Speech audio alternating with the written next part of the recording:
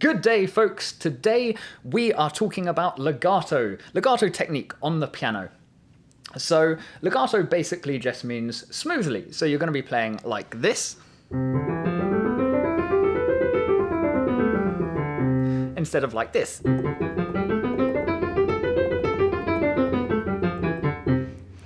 All right.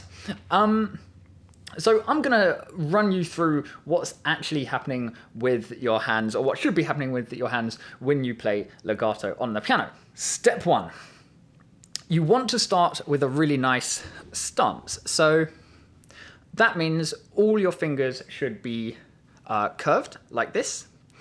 They should all be down. None of them should be raised in the air like that. And you should have a nice springiness in your wrist and in your hands, so you should be able to dance around like that, keeping your fingertips where they are, but just sort of dancing your wrist around. So you want to start with a nice relaxed stance. Number two, here's exactly what's happening when you play legato. So when you're not playing legato, you press a note, then you lift it, and then you press another note.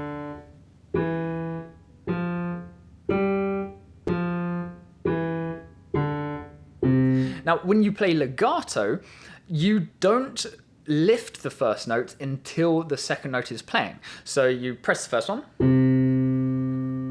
and then you hold it until the next one goes down, and then lift it. So it's quite difficult to do it because you can't really do it in slow motion, because if you do it in slow motion, the piano doesn't make a sound. I mean, you can still kind of see, so maybe that's helpful. So you just see I'm lifting the previous note as the next one goes down.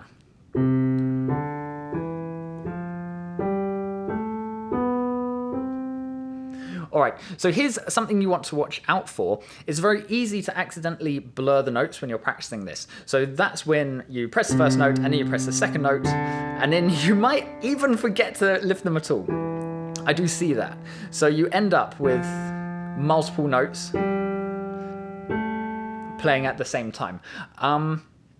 And you know, sometimes you're going so fast that it's not going to be particularly noticeable, but that's how you get a clean sound. You just want to make sure you are remembering to lift those notes as the next one sounds so that they don't blur together.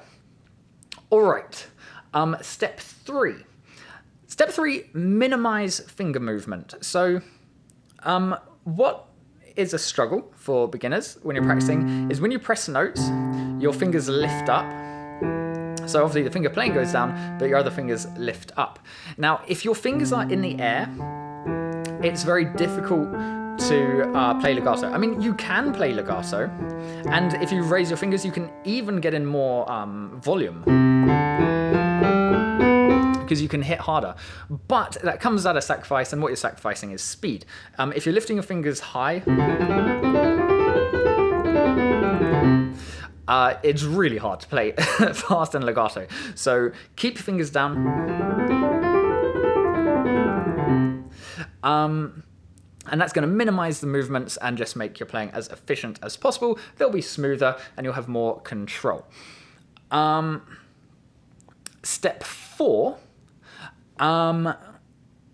is, I mean, it's kind of similar to the first step, but step four, keep your wrist loose, because here's what happens. You can start with a good stance, but then as you play, you start to tense up. I actually find it kind of hard to imitate at this point, but you start to tense up your wrist, and that is going to slow you down, and it's going to make your legato just that bit less smooth and nice.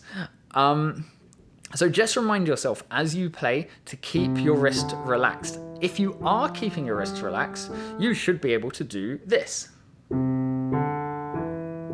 You should be able to bounce up and down as you play. Now, you don't want to play like that. That's actually going to really slow you down. But you should be able to do it. If you can't do it, it's because your wrist is... I find it hard to do. But if you can't do it, it's because your wrist is rigid, and that's going to slow you down.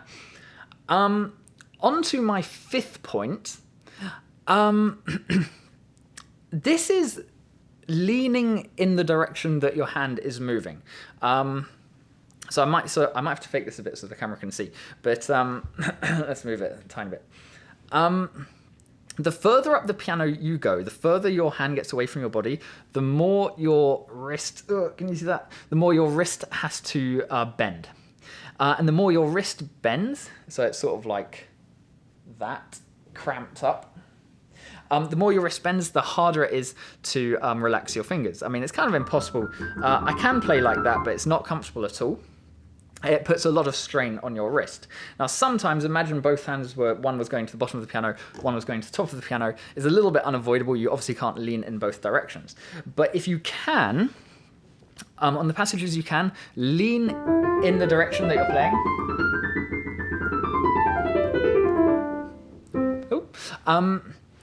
Because that is going to minimize that strain on your wrist. And I'll also add, it kind of adds a bit of expressiveness to your playing as well. I generally find that I kind of naturally lean in the direction my hands are music. Sometimes I'm playing and I'm sort of swaying along, kind of like dancing with the music.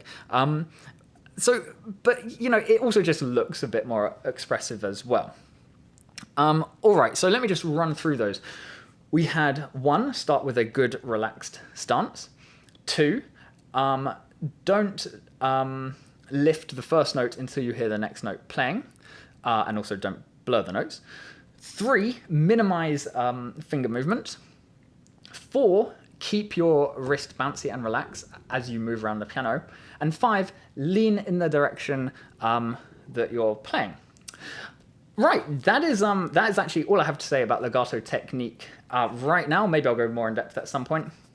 But I hope that was helpful, and I hope you have a great practice. If it was helpful, give the video a like, just because it's nice to see if I get some likes.